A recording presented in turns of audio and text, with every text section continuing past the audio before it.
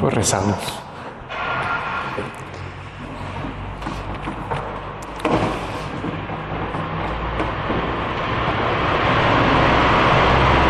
En nombre del Padre, del Hijo y del Espíritu Santo. Amén. Somos nada, Dios es todo. Padre, te amamos. Continúa, divina voluntad, a pensar en nuestras mentes, a circular en nuestra sangre, a mirar en nuestros ojos, a escuchar en nuestros oídos, a hablar en nuestras bocas, a respirar en nuestros respiros, a palpitar en nuestros corazones, a moverte en nuestros movimientos, a sufrir en nuestros sufrimientos, y nuestras almas, unidas a tu voluntad, sean los crucifijos vivientes inmolados para la gloria del Padre. A orar en nosotros y después ofrécete a ti mismo esta oración como nuestra, para satisfacerte por las oraciones de todos y para darle al Padre la gloria que deberían darle todas las criaturas. Madre de Jesús y mamá también nuestra, en la divina voluntad te agradecemos todo lo que Jesús ha puesto en tu corazón, que ha encerrado en tu corazón todo el bien de la redención, todo el bien de los sacramentos y todo el bien de su misma vida, para que tú nos lo des a nosotros. Ave María, llena de gracia, el Señor es contigo. Bendita tú entre todas las mujeres, bendito el fruto de tu vientre, Jesús. Santa María, Madre de Dios, Madre nuestra, ruega por nosotros pecadores, ahora y en la hora de nuestra muerte. Amén. Amén.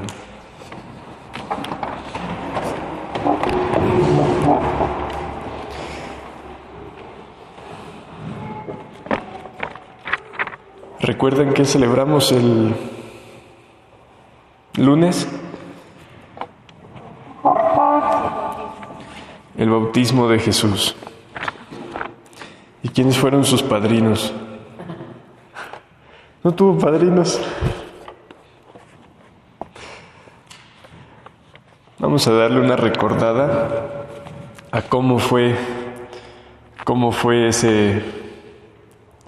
ese acto de la vida de Jesús en lo que vio María Valtorta en el volumen 1. Está el bautismo de Jesús.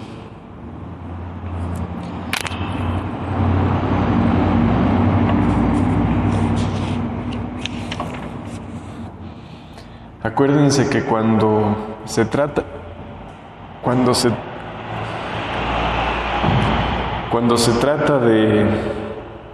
de la vida de Jesús, no estamos hablando de cosas que hayan desaparecido en el tiempo pasado, sino que todo lo que ha hecho Jesús siempre está en acto, en su voluntad, no está perdido. No es solo algo que recordamos, sino algo que, si tenemos la intención de hacerlo en su voluntad, Él nos lo hace vivir junto con Él. Entonces, en la divina voluntad, dejamos que Jesús nos ponga junto con Él en el acto de su bautismo, en aquel lugar y en aquel momento.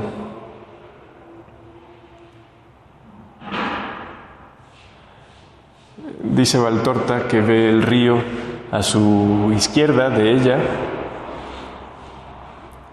Dice, no es un río muy hondo, tendrá como 1 metro de hondo, dice, creo yo, y como 20 de ancho. Según ella no es un río muy grande porque ella vivía en Florencia, y en Florencia hay unos ríos como de 1 cuadra de anchos y no sé cuánto de hondos. Pero bueno, es el Jordán. Y dice que ve gente allí en torno al río. Dice, en medio de ellos, de pie sobre un peñasco, hay un hombre que, aunque es la primera vez que lo veo, al punto reconozco en él al Bautista. Habla a las multitudes y le aseguro. ¿A quién le escribía Valtorta? Valtorta es la mujer que vio esto. ¿A quién le escribía? A su confesor. Ella no tenía pensado hacer un libro como tampoco Luisa. Escribían porque las pusieron a escribir a su confesor. Dice, y le aseguro que no es un sermón dulce. ¿Qué nombre podría dar a este vehemente orador? Si Jesús llamó a Santiago y a Juan, hijos del trueno, ¿qué nombre podría dar a este vehemente orador? Juan Bautista merece el nombre de rayo, avalancha, terremoto. Es tan impetuoso y duro en el hablar y en el gesticular. Está hablando del Mesías y exhortando a preparar los corazones para su venida, para que extirpen de ellos todos los obstáculos y enderecen los caminos. Preparar los corazones, extirpar de ellos todos los obstáculos y enderezar los caminos. Pero es un hablar duro, férreo. Al precursor le falta la mano ligera de Jesús en las llagas de los corazones. ¿Era tu pariente, Chirita? ¿Sería González? Juan González. La gente iba con Jesús y le decía, tú eres muy diferente del Bautista. Dice, sí, es muy santo el Bautista, pero es muy duro. Dice, en cambio, tú eres muy dulce. Bueno, al Bautista le tocaba quebrar las piedras de los fariseos. Dice, es un médico que desnuda, que rasga y corta sin piedad. Mientras lo escucho, y no repito las palabras porque son las mismas que los evangelistas nos refieren, solo que con mayor amplitud, veo una vereda larga que está al borde de la hilera de arbustos que sombrean a lo largo del Jordán, o sea, un camino que corre junto al río, en los arbustos de la orilla. Allí veo a mi Jesús. Acuérdense, Jesús apenas salió de su casa. Nadie lo conoce. Nadie sabe quién es. Allí veo a mi Jesús, en este camino agreste, más bien un vericueto que camino. Parece que durante años y siglos lo hubieran recorrido para buscar Jesús viene solo, camina despacio, avanza a espaldas de Juan. Juan está en su peñasco parado, hablándole a la gente, pero Jesús viene de atrás. Se acerca sin hacer ruido y escucha la voz fulmínea del penitente del desierto, su voz de trueno de Juan, como si también él fuera, Jesús, uno de tantos que se llegaran a Juan para recibir el bautismo y prepararse a la venida del Mesías. En Jesús no hay nada que lo distinga de los demás. Parece uno del pueblo por el vestir, aunque Señor por el porte y belleza. Pero ninguna señal divina lo diferencia de los demás. Podría decirse que Juan siente una emanación espiritual del todo diversa. Se voltea y reconoce al punto al que es fuente de aquella emanación. ¿Qué sintió Juan?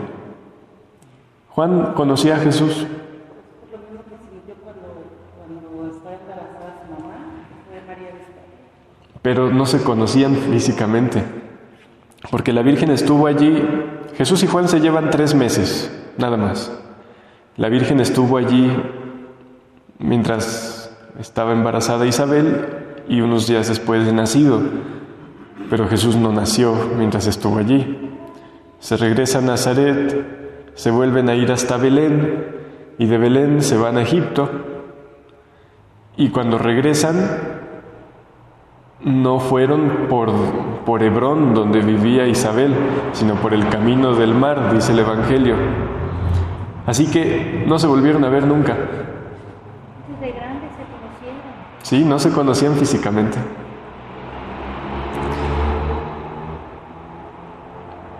Por eso Juan dice en el Evangelio que el que lo mandó a predicar le dijo, o sea, el Espíritu de Dios le dijo, aquel sobre el que veas que desciende el Espíritu de Dios, ese es el Mesías. No lo conocía.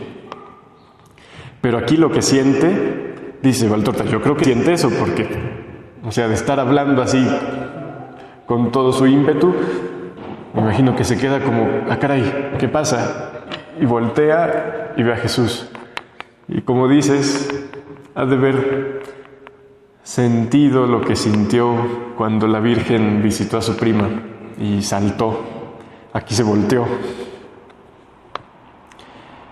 Dice, al punto desciende del peñasco que le servía de púlpito y veloz se dirige a Jesús, que se ha parado como a 1 metro de distancia del grupo de gente, apoyándose en el tronco de un árbol. Jesús y Juan se miran por un momento. Jesús con su mirada azul que es tan dulce, Juan con sus negrísimos ojos de mirar severo llenos de fulgor. Los dos vistos de cerca son diferentes el uno del otro, ambos de estatura elevada, y es lo único en que se parecen. Son completamente diferentes entre sí. Jesús es rubio, de larga y bien peinada cabellera. Esto de que Jesús sea rubio en la actualidad a los teólogos y a los científicos no les gusta.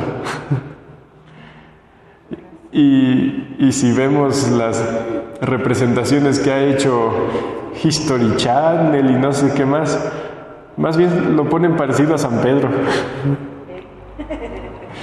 Sin embargo, hasta ahora los místicos que yo he leído coinciden, sean de donde sean, de tiempos diferentes, sin que se hayan conocido, coinciden. Un Jesús alto, rubio, de ojos azules, piel pálida. Dice, su rostro tiene el color del marfil, sus ojos azules, vestido sencillo pero majestuoso. Juan es hirsuto, los cabellos negros le caen sueltos por la espalda, desiguales de tamaño. La poca barba le cubre casi todo el rostro, que sin embargo no impide ver en las mejillas las oquedades que ha dejado el ayuno. Los ojos vivaces de Juan son negros y su piel está quemada por el sol, la intemperie y, bueno, lo describe más. Y habla de cómo está vestido con, ¿qué? Pieles. Dice Valtorta, parecen un salvaje y un ángel vistos de cerca. Bueno, Juan, después de haberlo mirado atentamente con su penetrante pupila, grita, «He aquí al Cordero de Dios. ¿Cómo es posible que venga a mí Él que es mi Señor?» Jesús tranquilamente le responde, para cumplir con el rito de penitencia. ¿Penitencia de qué? Los que estaban ahí se estaban preparando para la venida del Mesías. Tan humilde Jesús. Jamás, Señor mío, soy yo quien debo de venir a ti para ser santificado, y eres tú el que vienes a mí. Jesús, que le pone la mano sobre la cabeza, pues Juan se ha inclinado ante él, le dice, «Deja que se haga como yo quiero, para que se cumpla toda justicia, y tu rito se convierta en el principio de otro misterio mucho más alto». ¿De qué? El rito de Juan, ¿qué era? Meter a la gente al agua y tratar de hacer un propósito de de mejorar, pero no era un sacramento. El rito de Juan, le dice Jesús, tu rito se convierte en el principio de otro misterio más alto, que es el verdadero bautismo de agua y espíritu. Este es solo un símbolo de agua, nada más, de agua y arrepentimiento. Dice, y se avise a los hombres que la víctima está ya en el mundo. Juan lo mira con unos ojos que una lágrima ablandece y lo precede hacia la ribera, donde Jesús se quita el manto y la túnica, quedándose con una especie de calzoncillo corto para poder entrar en el agua en donde ya está Juan, que lo bautiza echando sobre él agua del río, que toma con una especie de tazón que lleva colgando a la cintura y que parece como una concha o una mitad de calabaza seca vacía. Jesús es exactamente el Cordero, Cordero en la pureza de su carne, en la modestia de su trato, en la mansedumbre de su mirar. Mientras Jesús torna a subir a la ribera, se viste y se recoge en oración.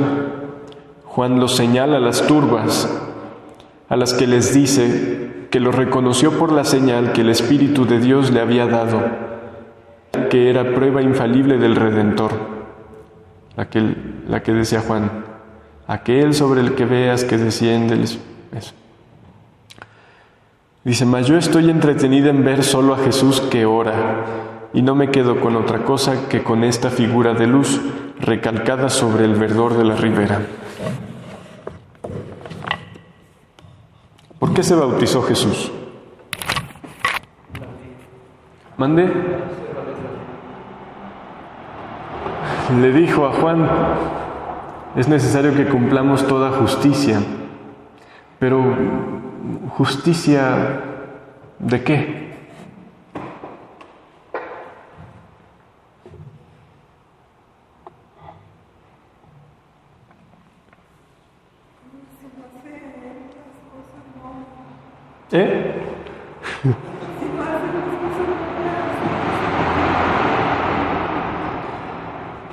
Recuerden, todo lo que nosotros podamos hacer de bueno es porque primero lo ha hecho Jesús. Jesús con su vida y con cada acto que hacía, daba el principio a la vida que nosotros podíamos llevar en Él. Y aunque Él no necesitaba bautizarse para nada, o sea, independientemente de si se metía al río o no, Él era uno con el Espíritu Santo y con el Padre. Hay quien dice que en ese momento fue cuando el Espíritu Santo llegó a Él. No es así. Si en ese momento se manifestó fue para los demás, no para Él. Él es uno con el Espíritu Santo, es Dios. Pero en ese bautismo de Él da principio a nuestro bautismo. Y en ese acto en el que Dios Padre dice, he aquí a mi Hijo muy amado en quien tengo todas mis complacencias, en ese acto Jesús lleva con Él a todos los que algún día iban a ser bautizados, para que también ellos reciban de Dios Padre el nombre de hijos. Este es mi Hijo. Cosa que nos la da cuando somos bautizados. ¿Sí están bautizados ustedes? ¿Sí? Dicen que sí, yo no me acuerdo, ¿verdad? Entonces podemos pensar que en ese momento fue cuando fue instituido el sacramento del bautismo. ¿Qué te digo?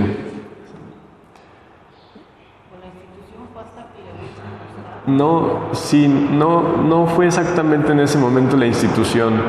Fue todavía una prefiguración. Estaba leyendo en la mañana en el Catecismo. En el Antiguo Testamento hay varias prefiguraciones del bautismo. Desde el Espíritu Santo que se cernía sobre las aguas en el Génesis, luego Noé, que a través del agua es como la humanidad vuelve a surgir, luego el paso por el Mar Rojo, para ir a la libertad, y hay otros más que no me acuerdo. Y dice, y la máxima prefiguración es esta del bautismo de Jesús, pero de donde brota el sacramento es cuando le traspasan el costado y brota sangre y agua. Esa sangre y agua son los sacramentos, Y entonces ya cuando resucita Jesús, les da la orden, vayan y bauticen a todos en nombre del Padre, y del Hijo y del Espíritu Santo. Bueno, cuando se va al cielo, en la ascensión. Vamos a leer lo que dice el catecismo sobre qué cosa es el bautismo.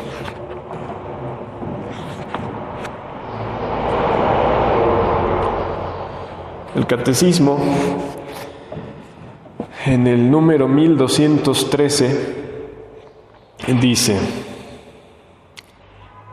el santo bautismo es el fundamento de toda la vida cristiana, el pórtico de la vida en el Espíritu. ¿Ustedes quieren vivir en la vida del Espíritu o en la vida de la materia, del tiempo y del mundo? La del Espíritu. Pues la puerta la es abierta. De hecho, la hemos pasado con el bautismo. Ya hemos cruzado. Dice, puerta que abre el acceso a los sacramentos. Por el bautismo somos liberados del pecado y regenerados como hijos de Dios. Llegamos a ser miembros de Cristo. ¿Qué es llegar a ser miembro de Cristo?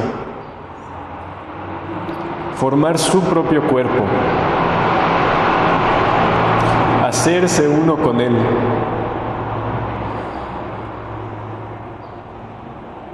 Y somos incorporados a la Iglesia y hechos partícipes de su misión.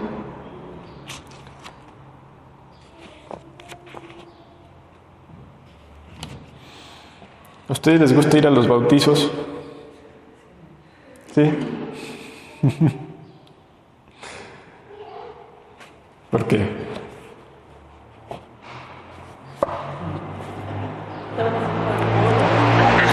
¿Porque va a haber bolo? Pues mira, en los bautizos donde yo soy padrino no hay bolo más que de chocolates.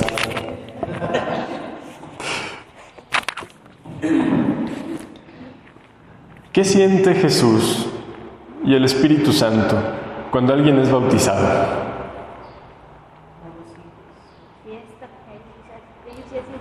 Ellos se hacen fiesta. Sí, en el cielo se hace fiesta. ¿Qué sienten?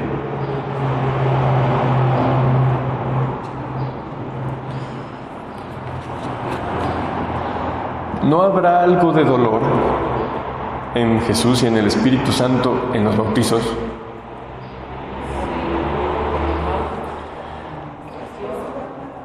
Ustedes ya han leído los volúmenes.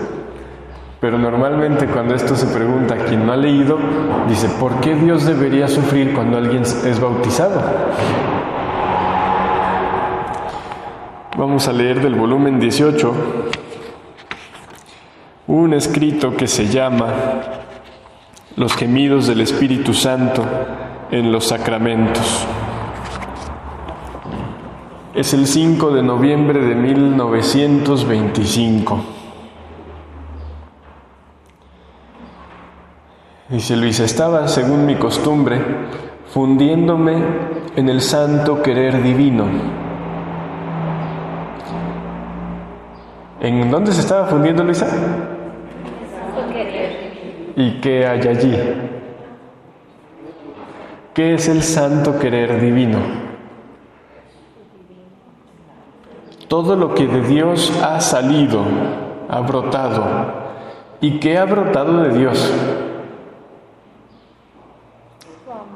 Toda la realidad, la creación, con todas las vidas de todas las personas, con todos sus actos, toda la redención, con todos los bienes que el Redentor nos dejó, con todos los sacramentos. Pues Luis está en eso que es la realidad, en la voluntad de Dios. el santo querer divino. Y por cuanto me era posible, buscaba corresponder con mi pequeño amor a mi Jesús por todo lo que ha hecho en la redención, incluyendo su bautismo. Y mi amable y dulce Jesús, le quité de sus piropos. Y mi amable y dulce amor Jesús, moviéndose en mi interior, me ha dicho: hija mía, con tu vuelo en mi voluntad, ponte en todos los sacramentos instituidos por mí. Ponte, cosa curiosa. No es solamente piensa, medita, sino ponte, pon tu alma en todos los sacramentos instituidos por mí. Desciende en el fondo de ellos para darme tu pequeña correspondencia de amor. Los sacramentos son dones de Dios, o sea, no dones cualquiera, pues. O sea, es un regalo de Dios, un medio por el cual Dios nos da su gracia, pero no gracias cualquiera.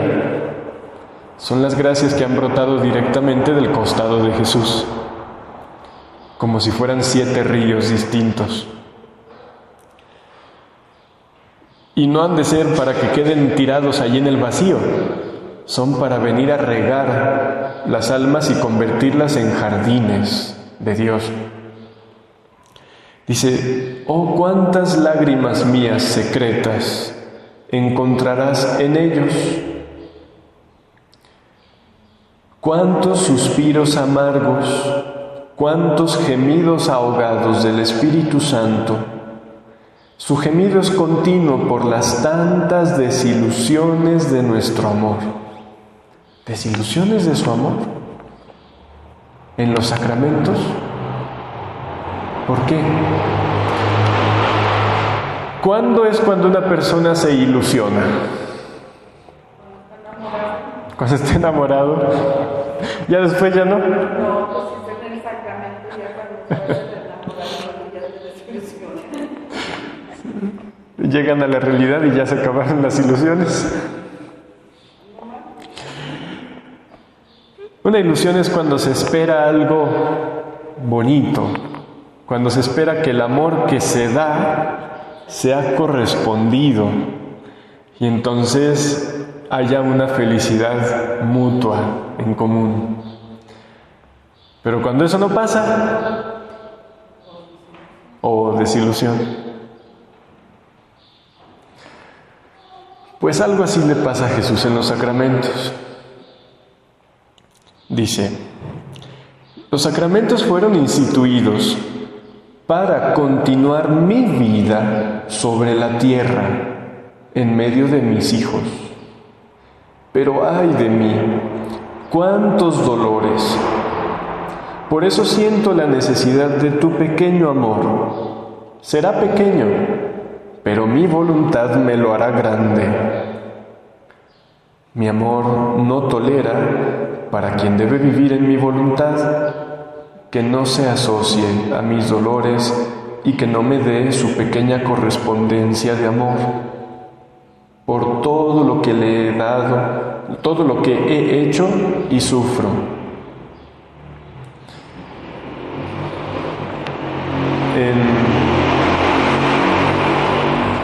¿Cuántas cosas tenemos que agradecer a Dios y corresponderle? Muchísimo, todo. Pero normalmente no lo tenemos en mente. Antier venía de Guadalajara, mi hermana sigue allá con su niña, y veníamos por la autopista, y una vez que cruzamos el puente del río Lerma, Santiago, llegamos a la caseta, y pues la que tenga menos carros, la fila que tenga menos carros, y ahí voy. Y cuando ya estaba por llegar a pagar. El carro de adelante se baja alguien y la señora que cobra me dice, hágase para atrás, que se equivocaron.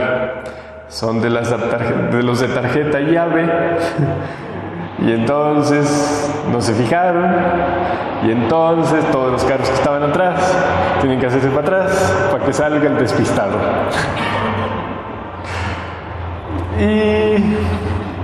¿Y qué sale en mi mente?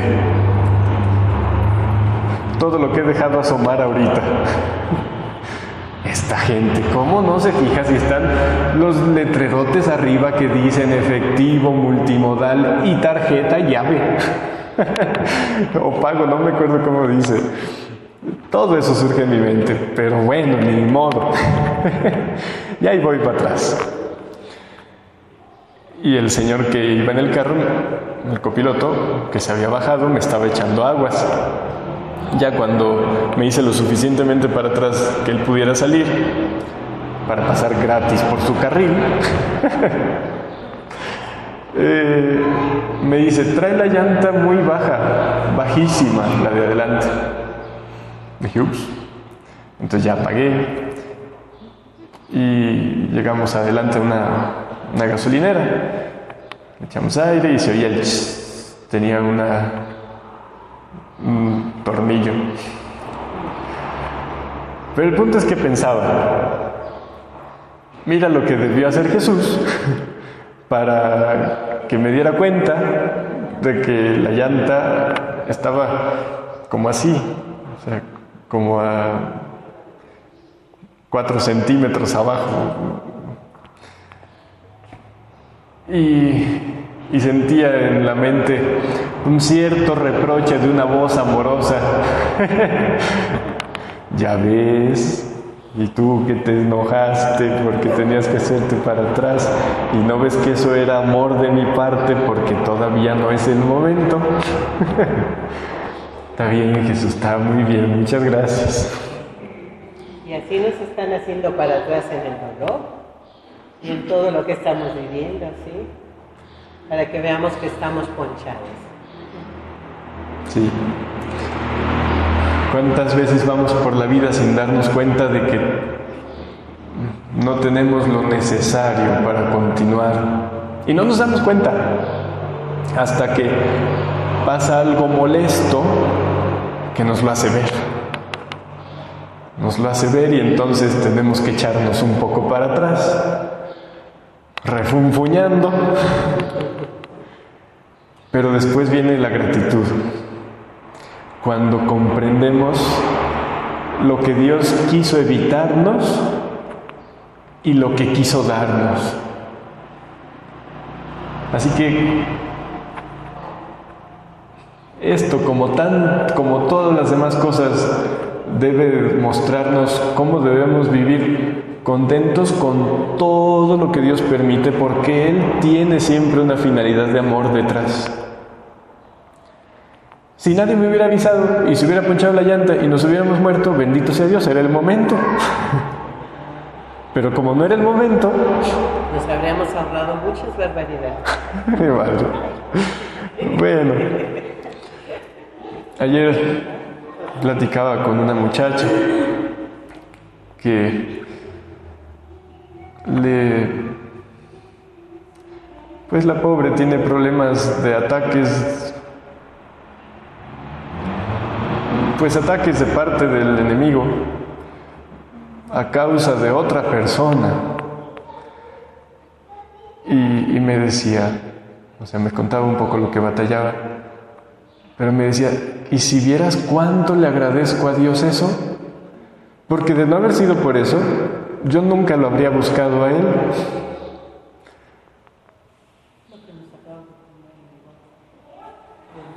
Sí. Entonces, ¿cómo debemos agradecer todo lo que Dios permite? Esas cosas que nos protegen, nos conservan en el bien.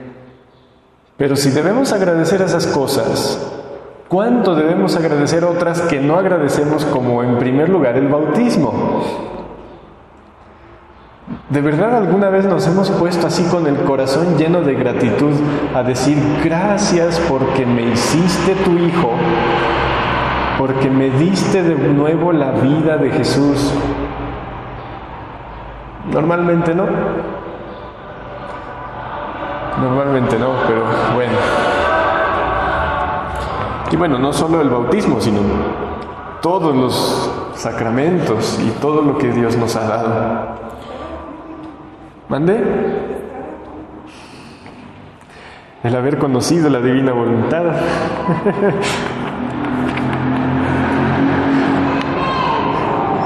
Yo le hago la burla a mi madre que ella le agradece a Dios por 3 cosas en la vida: por haber conocido la divina voluntad, por su familia y por el WhatsApp. ¿Vieran cómo le simplifica la vida a mi mamá el WhatsApp? No tener que escribir, mandar mensajitos de voz nomás apretándole con el dedo, contestando cuando puede, le contestan cuando puede. No, mi madre es feliz con el WhatsApp. Entonces, por eso, hija mía, ve cómo gime mi amor en los sacramentos. Si veo bautizar al recién nacido, lloro de dolor. Porque mientras con el bautismo le restituyo la inocencia, reencuentro de nuevo a mi hijo, le restituyo los derechos perdidos sobre la creación, le sonrío de amor y complacencia, le pongo en fuga al enemigo a fin de que no tenga más derechos sobre él, lo confío a los ángeles, todo el cielo le hace fiesta, pero rápidamente la sonrisa se me cambia en dolor, la fiesta en luto. Veo que aquel bautizado será un enemigo mío, un nuevo Adán, o sea, otro que obre igual que Adán, y quizá también un alma perdida.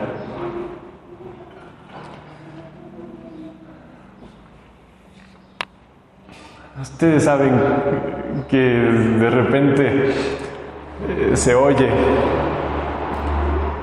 de haber sabido no me caso. O no, casi no se oye, ¿verdad? Seguro lo he leído en los mensajes que llegan. Sabe que será. Hacer una cadena.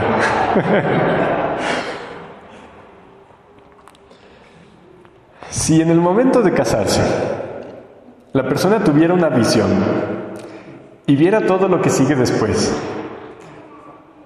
¿qué pasaría?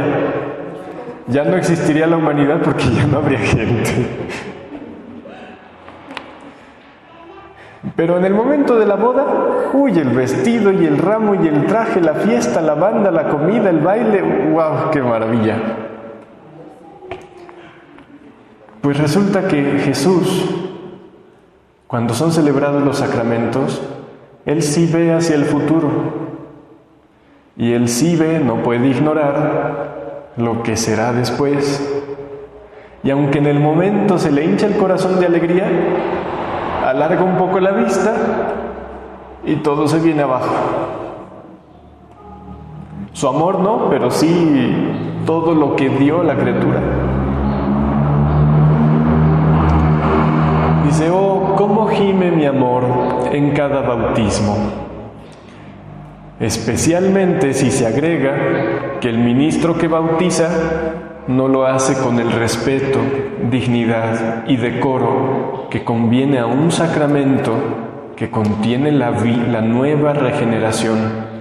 A ver, imagínense ustedes que en una operación a corazón abierto,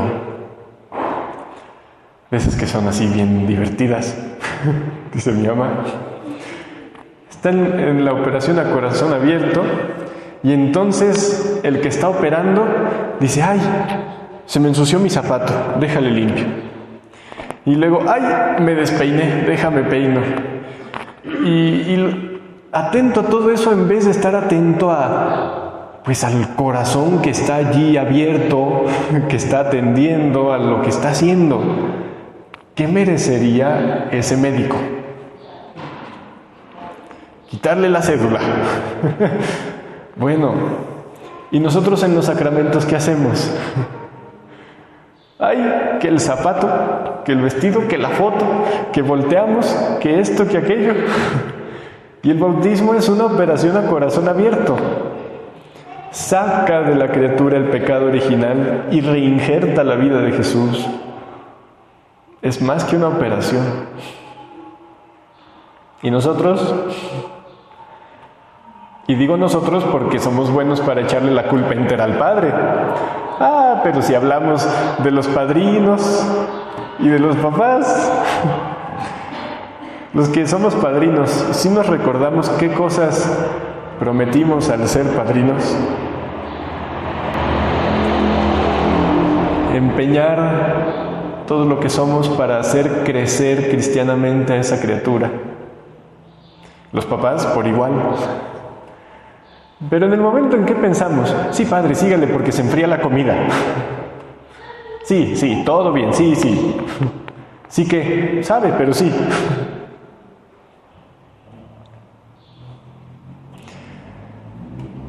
Y todo eso pesa sobre el cielo.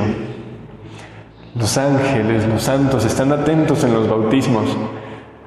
Cuando lleguemos a la eternidad y veamos de vuelta nuestra vida, nos vamos a querer volver a morir de vergüenza al ver con cuánta atención y amor nos ponían desde el cielo y nosotros, bueno, dice, muchas veces se está más atento a una bagatela, a una escena cualquiera, que a administrar un sacramento. Así que mi amor se siente herido por el bautizante y por el bautizado, y gime con gemidos inenarrables. ¿No quisieras tú darme por cada bautismo una correspondencia de amor, un gemido amoroso para hacer compañía a mis dolientes gemidos?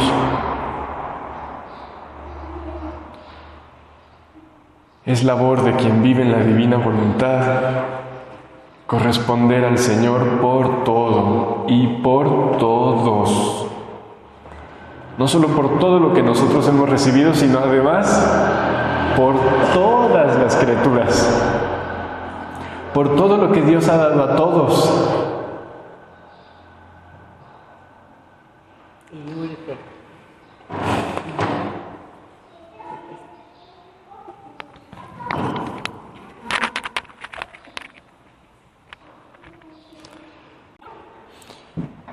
Hablando del ayuno, quienes estamos en la divina voluntad, nuestro ayuno, o sea, mi ayuno no sirve.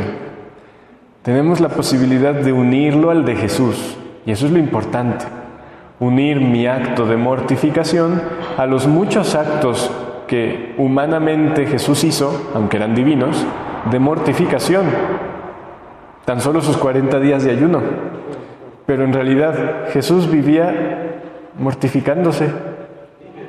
Bueno, en su tiempo en la tierra, vivía no comiendo todo lo que le gustaba. No, la verdad es que vivía austeramente. Sí, el primer ayuno y el más importante es el de la voluntad humana. Sin este, los demás no sirven de nada. Pero a la vez, los otros pueden ayudar un poco a que tengamos la capacidad de negarle a nuestra voluntad algo. Bueno, vamos a leer, aunque en este escrito habla de todos los sacramentos, vamos a ver qué tantos alcanzamos. Por lo pronto pasamos al de la confirmación. ¿Qué es la confirmación?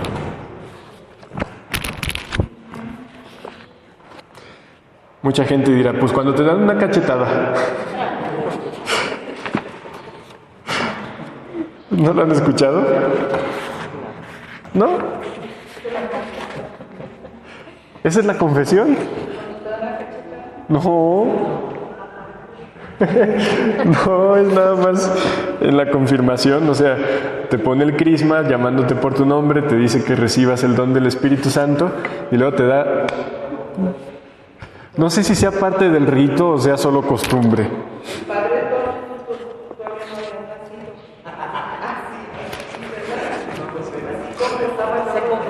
Ah, pero...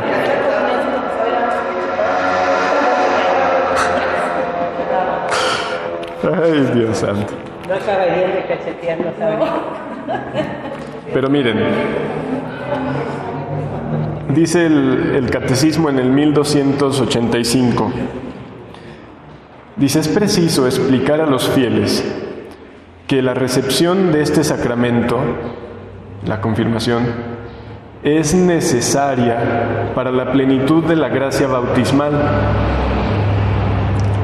En efecto, a los bautizados en el sacramento de la confirmación los une más íntimamente a la Iglesia y los enriquece con una fortaleza especial del Espíritu Santo. De esta forma, quedan obligados aún más, como auténticos testigos de Cristo, a extender y defender la fe con sus palabras y sus obras. Extender y defender la fe. ¿Cuándo se defiende algo? Cuando está en peligro. Y en el tiempo presente nuestra fe, Dios santo, es golpeada por todas partes y sobre todo desde adentro. Vamos a ver lo que dice Jesús acá sobre la confirmación.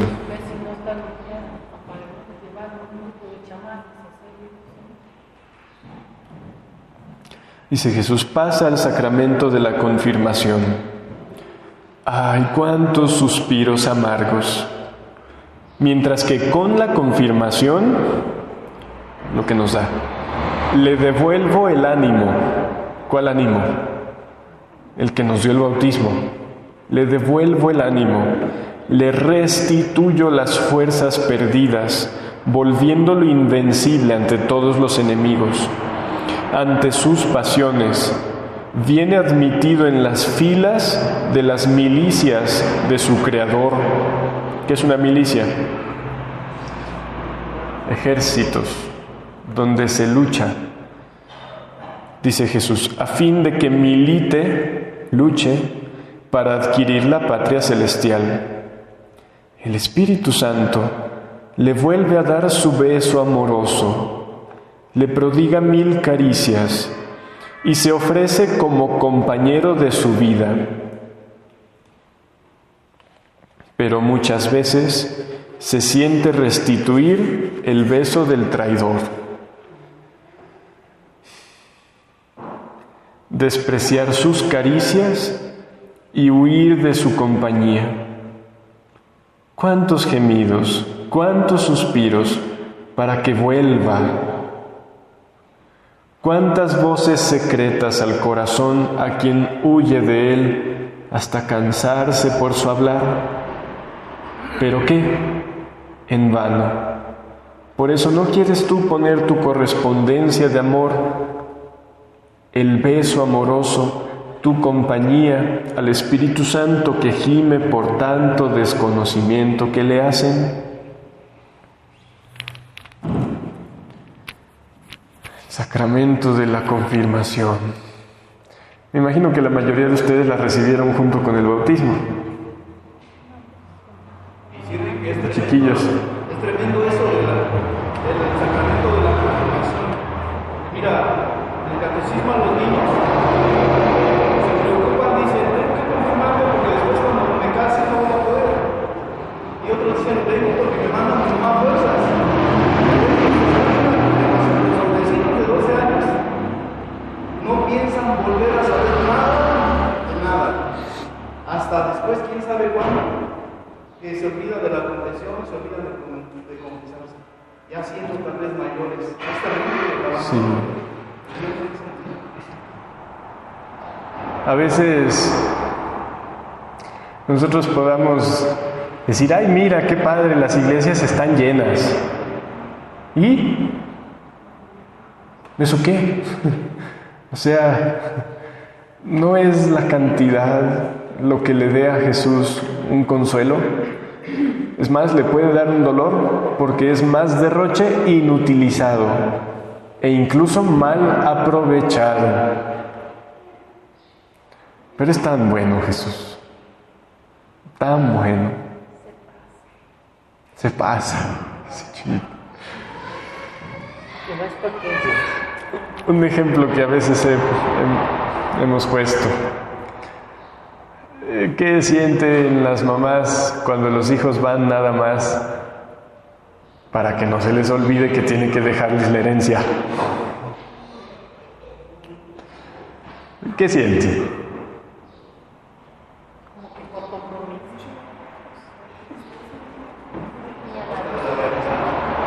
¿Cuál sería el único motivo válido por el cual los hijos deberían visitar a sus madres? Amor y gratitud, tanto que habría que agradecer. De modo que no tiene nada que darme y tanto me ha dado. Así que vengo simplemente a agradecer. ¿Y los agrarios qué visitas reciben? Señor, hazte cargo de esto, de aquello, del otro y del otro. Y bien obediente nos hace caso. Pero un motivo válido para venir con Jesús sería ¿cuál? Amor y gratitud.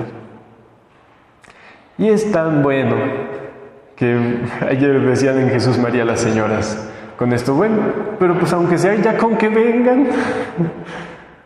Pues sí, Jesús también dice, bueno, ya con que vengan. O sea, si ellos no dan, pues aunque de aquí no se acaba la necesidad de darles. Y de Jesús no se le va a acabar esa necesidad de dar. Pero qué dolor para Él ver que lo que da no sirve. No lo usamos para bien, sino tantas veces para mal. Porque ustedes saben que de los que están en el infierno, los que más sufren allí son los que más recibieron de Dios y más daño hicieron con eso que de Dios recibieron. Ellos quisieran poderse arrancar el bautismo y no pueden. En el infierno no se quita el bautismo. Quisieran poderse arrancar la señal del crisma de la confirmación y no pueden. El sacerdocio tampoco se quita en el infierno. Esos 3 sacramentos son los que imprimen carácter: bautismo, confirmación y el orden sacerdotal, y esos no se quitan. Entonces, ellos cada vez que recuerdan y ven lo que Dios les ha dado, se hinchan de odio, les quema de más.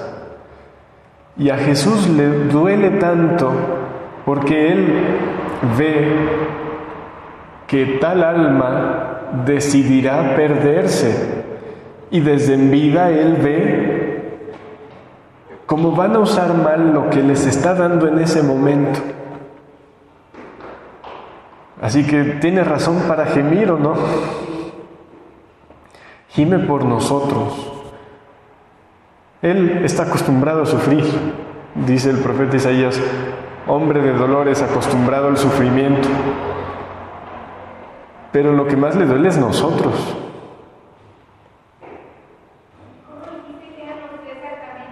Que imprimen carácter imborrable. Y eso es también la más grande de las penas de la Virgen.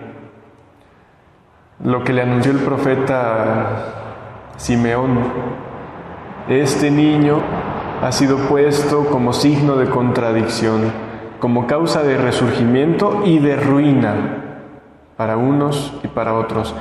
Y dice la Virgen, ¿cómo puede ser que Jesús, la vida del cielo, que vino a la tierra a dar la felicidad y abrir las puertas, es cambiado en causa de ruina por las criaturas?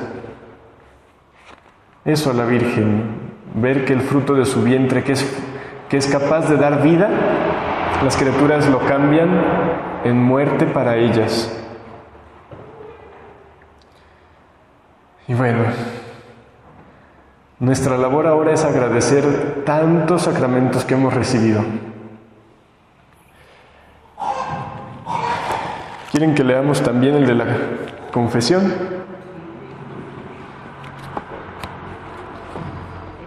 En el de la Eucaristía no entro porque ese es muy largo y, bueno, de todos podríamos hablar y hablar y hablar, pero bueno, entramos al de la confesión.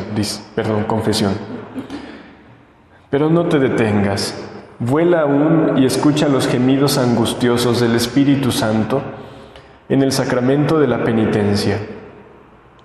Cuánta ingratitud, cuántos abusos y profanaciones por parte de quien lo administra y por parte de quien lo recibe. En este sacramento, mi sangre se pone en acto sobre el pecador arrepentido. Gloria Polo, esa mujer una doctora colombiana, que le cayó un rayo y su cuerpo quedó totalmente quemado por fuera y por dentro, todos sus órganos, y estuvo muerta y volvió y Dios la regeneró toda. Lo que Dios le hizo comprender en esa experiencia es como en el momento que se da el sacramento del orden, el alma y el ser del sacerdote es configurado con el de Jesús. Y entonces en el corazón del sacerdote, quizá de modo espiritual, se hace la llaga del costado de Jesús. Y cuando el sacerdote está dando la absolución, de la llaga del costado de Jesús que está en el sacerdote, brota de nuevo la sangre para lavar al alma.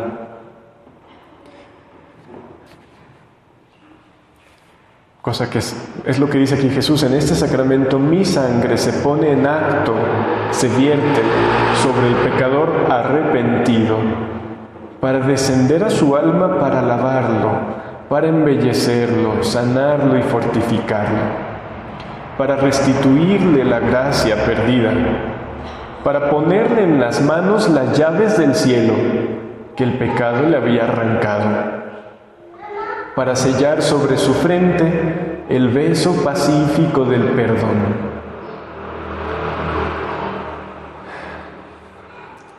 Cuando llega a suceder la desgracia de que en el matrimonio haya infidelidad,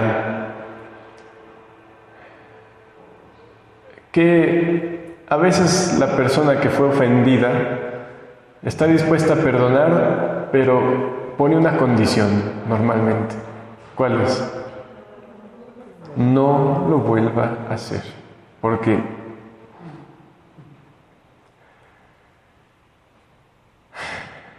y cuando nos confesamos, diciendo que somos humanos, que es normal. Es cierto que no podemos tener la certeza de no volver a pecar como quisiéramos, pero lo que sí es requisito necesario es tener una intención honesta, firme, de hacer lo posible por no volver a pecar. Eso es necesario para el sacramento. No te piden la certeza, o sea, ya, estoy absolutamente seguro que jamás. No podemos dar esa certeza. Pero sí una honesta y sincera decisión firme de poner todo lo que esté de nuestra parte por no pecar. ¿Qué sería si después de la infidelidad llegara la persona y así rascándose las orejas le dijera: pues vine a que me perdones? ¿Qué? Acá hay como ¿por qué? O sea, si no hay dolor, ¿cómo es que se pide perdón? ¿Y cuántas veces hemos tenido la desgracia en nuestra vida de confesarnos porque había que ser padrinos? Porque qué vergüenza si no me ven comulgar, porque tanta cosa. Y Dios da el perdón, derrama su sangre para ver que va a ser, que desde ese instante en que la está recibiendo, la tira.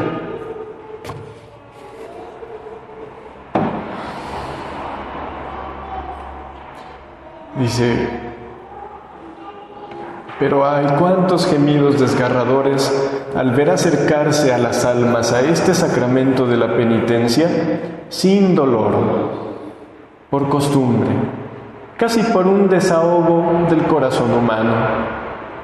Otras, horrible es decirlo, en vez de ir a encontrar la vida del alma, de la gracia, van a encontrar la muerte, a desahogar sus pasiones. Así que el sacramento se reduce a una burla, a una buena charla, y mi sangre, en vez de descender en ellas como lavado, desciende como fuego, que las esteriliza mayormente. Así que en cada confesión nuestro amor llora inconsolablemente y sollozando repite: ingratitud humana, ¿cómo eres grande? Por todas partes buscas ofenderme, y mientras te ofrezco la vida, tú cambias en muerte la misma vida que te ofrezco.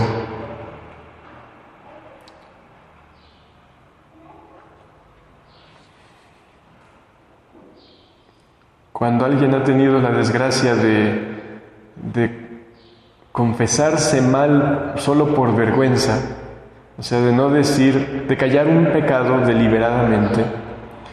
Ustedes saben que cuando se olvida un pecado, no hay problema. O sea, a la siguiente confesión, confiesas ese pecado, nada más. Pero hasta la siguiente confesión. Y esa anterior fue válida. Pero cuando se calla deliberadamente, no se perdona ninguno de los que se dijeron y se añade un sacrilegio. Ese acto fue un sacrilegio. Y les digo, es un gran dolor para Jesús, pero parte de su dolor es ver que el alma queda peor que antes, que mientras que Él está con los brazos abiertos, dispuesto a dar su perdón, dispuesto a dejar el alma en paz, a llenarla de su amor, a restituirle la felicidad, el alma por sí sola rechaza todo eso y se queda toda turbada, toda peor que antes. Entonces, si alguien ha tenido esa desgracia, tenemos por labor hacer una buena confesión, honesta, de lo que recordemos que ha sido omitido y de lo que incluso se ha dicho en esas confesiones a medias. Y recordemos, lo que hay obligación de confesar son los pecados mortales. Los veniales no, así que no. Y los veniales son aquellos en los que no hay materia grave, no hay pleno conocimiento y no hay deliberado consentimiento. ¿Sí? Entonces, no se trata de ir a contarle al Padre toda la novela. No. Hice esto, hice aquello y ya. ¿Sí? Y además tener la conciencia de que se lo digo a Jesús, que está en el sacerdote. El sacerdote simplemente es el oído. Y el sacerdote tiene, o sea, ellos están acostumbrados a escuchar cada barbaridad, así que no los vamos a sorprender. No los vamos a sorprender. Es tonto callar algo. Y además ellos tienen bajo pena de excomunión la obligación de no decir nada de la confesión. Entonces no hay nada que temer. Dice el Padre Claudio que a veces pensamos que nuestro pecado es más grande que la misericordia de Dios. Absolutamente. En el libro de la Pasión dice Luisa que cuando Jesús le da el beso a Judas que viene a darle ese beso traidor, dice: con esto muestras que tú estás dispuesto a todo, a perdonar todo, con tal que haya arrepentimiento. Todo. Y una vez que se ha confesado todo, ¿qué hay que hacer con esas cosas? Olvidarlas. Dice Jesús, seguir pensando en el pasado, en los pecados pasados, es una afrenta al amor, porque es pensar que yo no fui capaz de perdonar, es pensar que yo tengo resentimientos. No me acuerdo si ya les había dicho de una monjita, creo que sí, pero se los repito. Una monjita, una mística de Italia, yo no lo he leído, pero me lo contó alguien que lo leía, que Jesús un día llega y le dice, dime mentiras. Y ella, ¿mentiras? Dice, sí, cuéntame que los hombres son buenos, que los hombres aman, que los hombres son puros, que los hombres se esfuerzan por el bien, que buscan el cielo, y yo te voy a creer y me voy a sentir contento por lo que tú me dices. En la divina voluntad no tenemos necesidad de echarle mentiras. Tenemos a nuestra disposición su pureza, su amor, su santidad, para con ella revestir las almas y que Dios las vea embellecidas, purificadas. No ocupamos echarle mentiras. Pero esa misma monjita, un día en la noche, ya ven que las monjitas en la noche rezan completas, es una oración, y hacen examen de conciencia. Entonces llega Jesús, así muy derecho, y le dice, un tanto serio y severo, dime tus faltas del día de hoy. La monja se queda ahí. Y le dice, Jesús, no me acuerdo. O sea, yo tampoco. O sea, obviamente no eran pecados graves, obviamente no, quizá ni siquiera veniales, simplemente faltas que a su momento ella, si es que tuvo alguna advertencia, pidió perdón, y si no, simplemente después ratificó su deseo de amar a Jesús, y entonces dice, no me acuerdo. Pues yo tampoco. Y aquello mismo que a Sor Eugenia, esta mujer a quien Dios Padre le hablaba, cuando no le creía todavía el obispo, fue ella y le dice al obispo, a ver, para yo tener una prueba de que es Dios el que te habla, quiero que me digas cuál ha sido mi más grave pecado en mi vida. Pues bueno, se va la monja y lo regresa. Y ya le dice, ¿qué hubo? ¿Ya preguntaste? Sí. A ver, ¿cuál es mi pecado más grave? Pues es que le dije a Dios Padre y me dijo, Él ya lo confesó y a mí ya se me olvidó. Ya no existe. Entonces, después de la confesión, ya no está el pecado. Lo único que queda en el corazón es un hueco que debe ser llenado con amor y con confianza en Jesús. Así que cada vez que venga el demonio a machacarnos todo el desastre que pudo haber sido nuestra vida, en primer lugar hay que decirle, a ti nada te debo. Así que te vaya muy bien, si es que te puede ir bien. Y luego hacia Jesús, Jesús, por cuanto no te he amado, ahora te voy a amar. Y te voy a complacer con la confianza que voy a tener en ti, con el abandono que voy a tener contigo.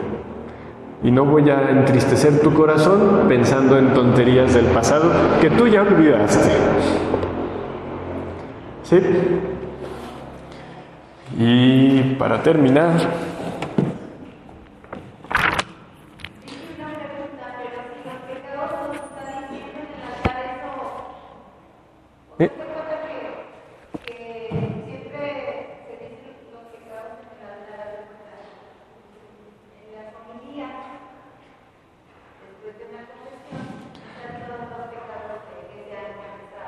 el sacerdote puede hablar de las cosas. Lo que es excomunión es decir, el pecado y la persona. Creo que eso es lo que lleva la excomunión. Es decir, fulanito de tal me dijo tal. Eso es lo que creo que lleva la excomunión en el instante, así sin que... Se puede hablar de los pecados que ellos escuchan, pero debería ser con la recta intención de dar una enseñanza. O sea, tristemente a veces es de otro modo, y bueno, es momento de repararle al Señor cuando Él que ve las intenciones de los demás, repararle tanta cosa que llega a suceder. Pero recuerdo, creo que fue una cosa real, como que llegó un padre nuevo a un lugar y entonces dijo: en la primer confesión que tuve sucedió esto y aquello. Y entonces una persona ahí dice: sí, yo fui la primera. Bueno, pues, o sea, el padre que iba a saber que allí estaba esa persona y que iba a tener semejante... Pero bueno, volvamos a... En el volumen 9, el 23 de marzo de 1910,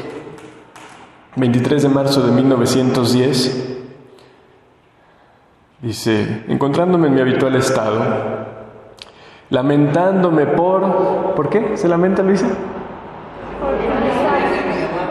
Por sus privaciones, apenas como de huida ha venido y me ha dicho: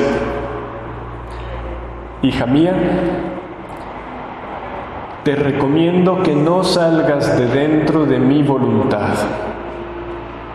porque mi voluntad contiene tal potencia que es un nuevo bautismo para el alma. Es más que el mismo bautismo. Válgame Dios, ¿qué dije, una herejía?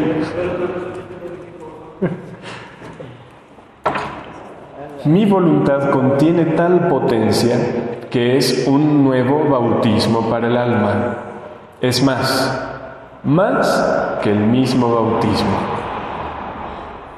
Su voluntad. Y aquí debemos, como siempre, aclarar: no es el grupo, no es el movimiento, no.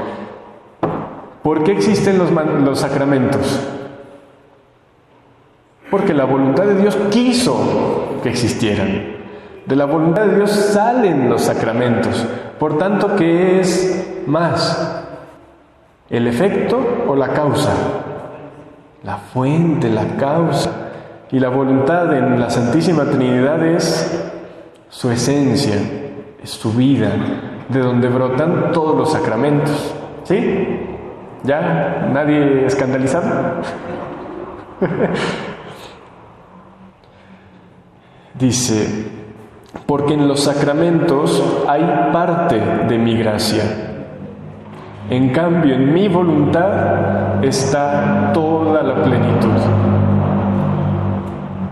Es que la gracia sale de los sacramentos. O sea, la voluntad divina es eterna, existe, es en Dios desde que Dios es Dios. Los sacramentos tienen de hace 2000 años para acá. Y ya la divina voluntad puede encerrar en esos sacramentos lo que ella quiera, lo que sea necesario dar.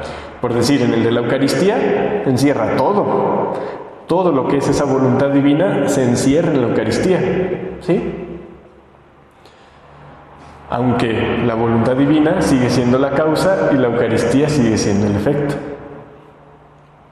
Dice: en el bautismo se quita la mancha del pecado original, pero quedan las pasiones, las debilidades. Eso está en el catecismo. No tengo el número, pero pueden ir ahí, leer un poco más adelante del que les di del bautismo, y allí habla de que queda la concupiscencia. Es esto que está diciendo aquí Jesús, que quita el pecado original, pero quedan los efectos del pecado.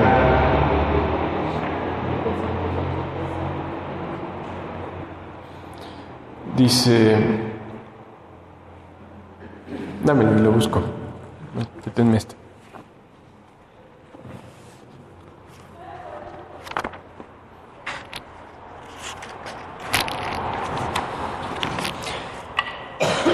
Dice en el 1264,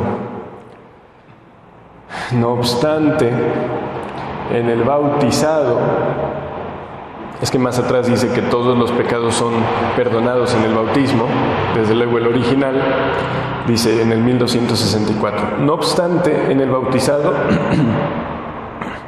permanecen ciertas consecuencias temporales del pecado. La consecuencia eterna del pecado, ¿cuál es? El infierno. Esa la quita el bautismo. Pero la consecuencia temporal dice, como los sufrimientos, la enfermedad, la muerte, las fragilidades inherentes a la vida, como las debilidades de carácter, así como una inclinación al pecado, que la tradición llama concupiscencia. O sea, lo otro de arriba, los sufrimientos, la enfermedad, las fragilidades, son cosas que la redención cambió en bienes. Pero lo que no puede ser como tal cambiado en un bien es la concupiscencia. Y eso es una cosa que queda, como dice aquí. Entonces dice Jesús, en el bautismo se quita la mancha del pecado original, pero quedan las pasiones, las debilidades. En mi voluntad, destruyendo el alma, el propio querer, destruye las pasiones, las debilidades y todo lo que es humano. Y vive de las virtudes, de la fortaleza y de todas las cualidades divinas.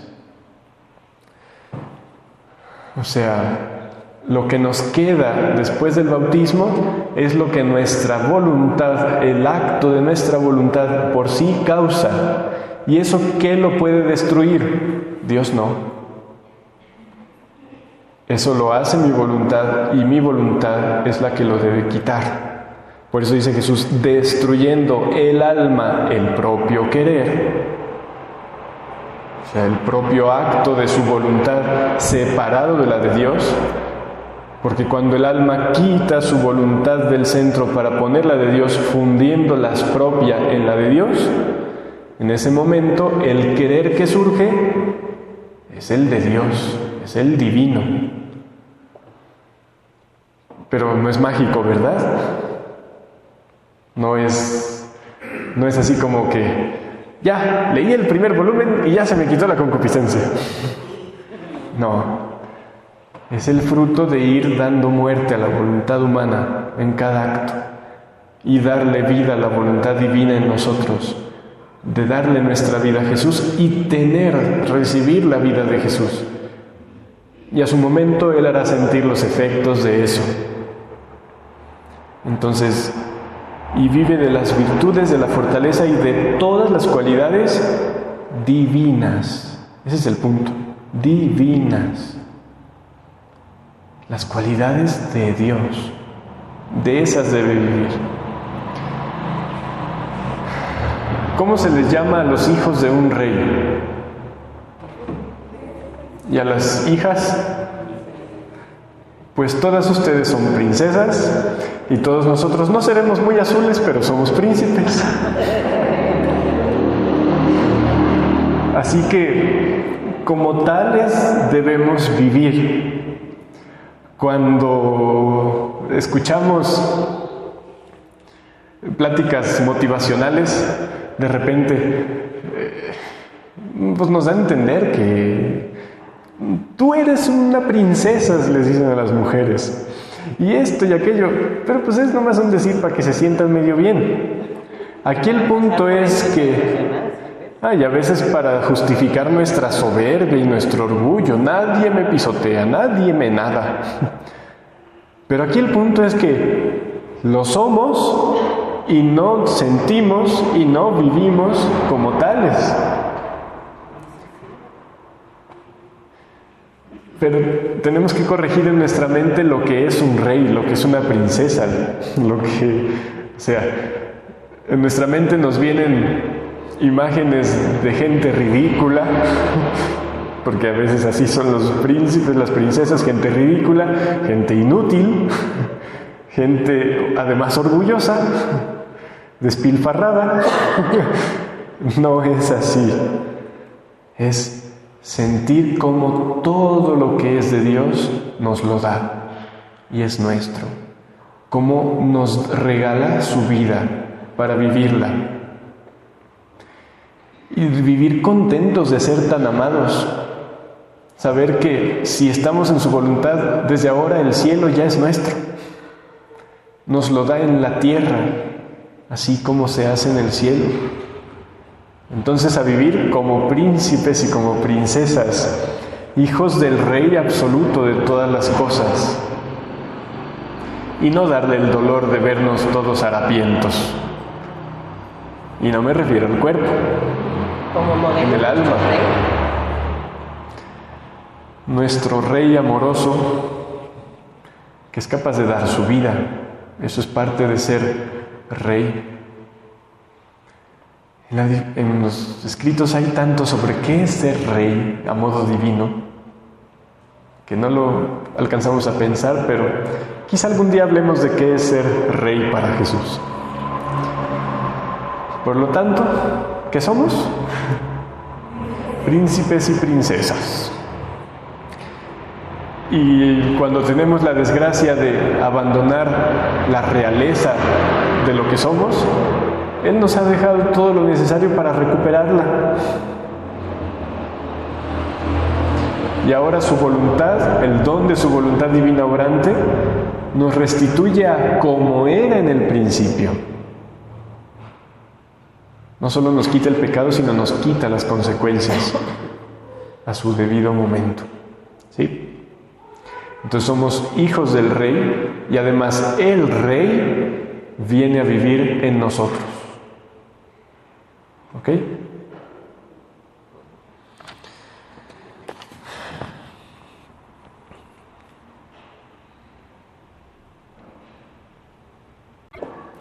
Vivir en Dios, confiados a lo que sea. Nuestra vida es suya, no nuestra. Así que de Él depende. Yo quería leer esto y no me lo hallé y ahorita ya salió. Si el alma es toda de Dios, Dios es todo del alma que lo ama.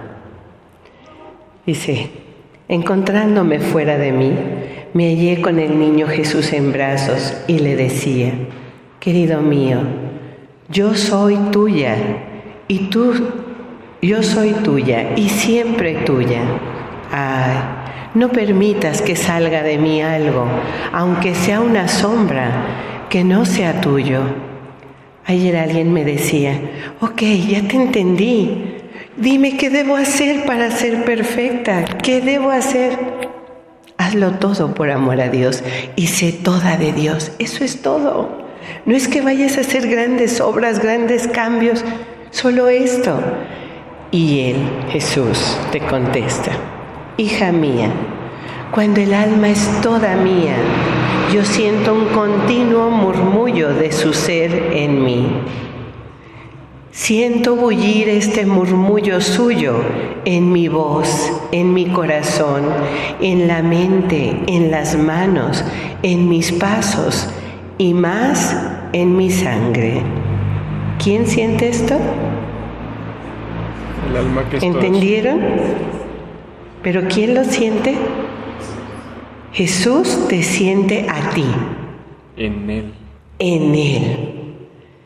En su corazón, en su mente, en sus manos, en sus pasos y más en su sangre. Eso es reinar y hacer reinar a Cristo. ¿Que Dios sienta esto? Yo entendía que Dios venía a mí, que Dios se abaja a las criaturas, pero esto del volumen 6, ni siquiera del 36, híjoles, Dice, oh, cuán dulce es este murmullo suyo en mí.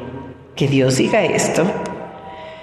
Y según que lo siento, voy repitiendo, todo, todo, todo es mío de esta alma.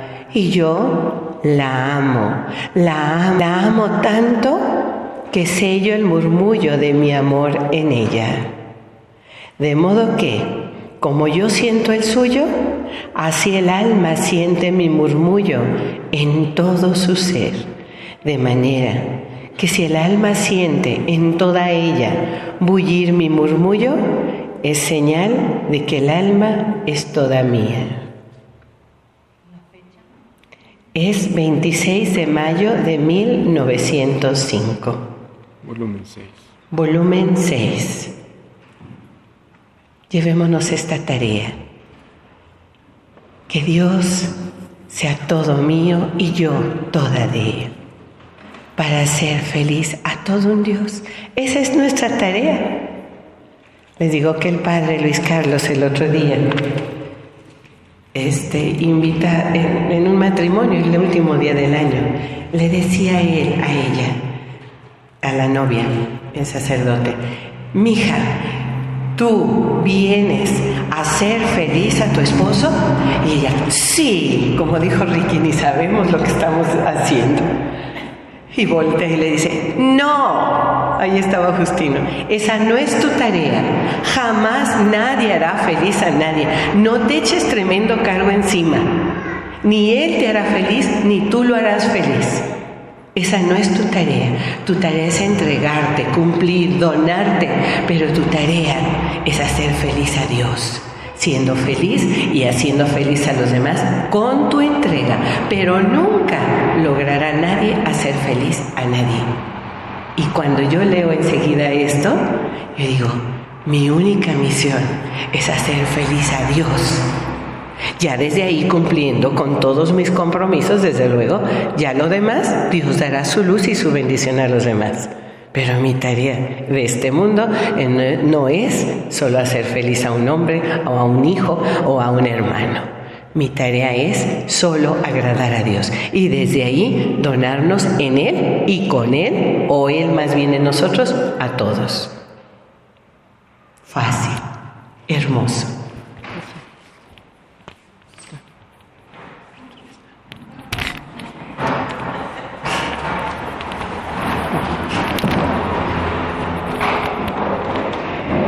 Mi gran Rey, aquí vivo, presente, obrante, amante en este pequeño sagrario, que vienes a donarte a todos tus hijos, a extender todas tus bendiciones y tu infinito amor que se quema por darse a tus hijos y tus hijos hundidos en la peor desgracia de no tener tu gracia en todos estos benditos sacramentos, en este sacramento de sacramentos que es tu divina voluntad.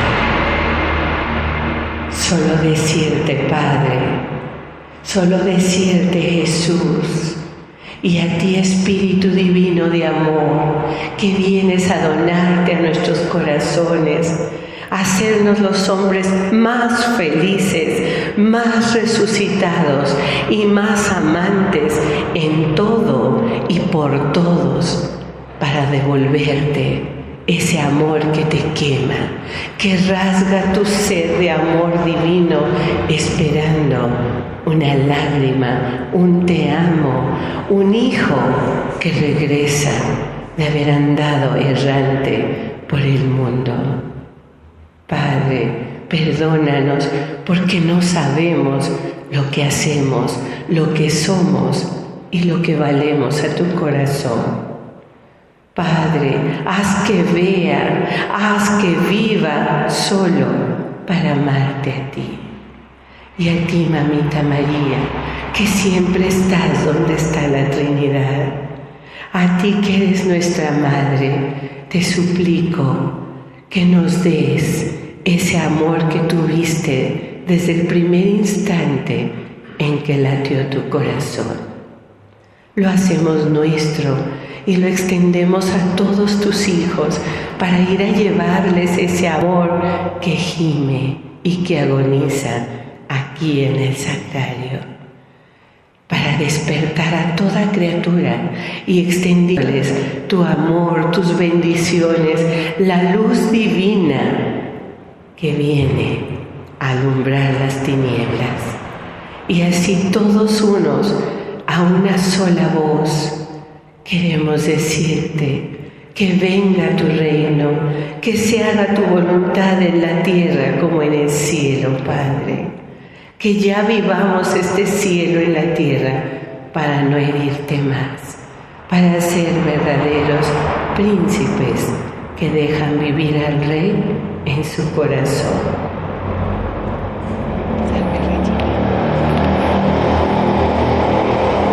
Salve Regina, Mater misericordiae, vita dulcedo, expex nostra salve. A te clamamus, exules Filii Eve, a te suspiramus, gementes et flentes, in ac lacrimarum vale. Ella ergo advocata nostra, illos tuos misericordes oculos adnos converte. Et Iesum benedictum fructus ventris tui, nobis pos hoc exilium ostende. O clemens, o pia, o dulcis Virgo María. En la voluntad de Dios, Siempre. siempre.